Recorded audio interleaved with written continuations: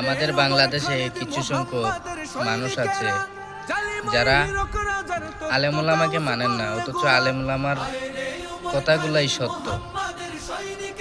আজকে আপনারা দেখেন, ইসরায়েল দখলদার একটা সন্ত্রাসী বাহিনী এবং আমেরিকা হলো তার সহযোদ্ধা। ফিলিস্তিনের পাশে একমাত্র ইরানই দাঁড়িয়েছে, ইটের জবাব পাটকেল দিয়ে দিয়েছে।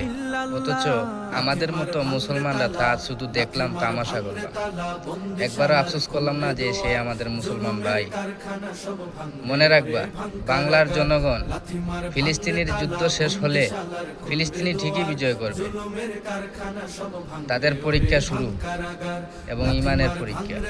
আর আমাদের বাংলাদেশে তুমি মনে করো না মুসলমান হয়েছে বলে তোমার পরীক্ষা হবে না, নিশ্চয়ই আল্লাহ তাআলা তোমারও পরীক্ষা নেবেন। সো সাবধান, অন্যের বিপদে যে পাশে থাকে তাকেই বলে বন্ধু।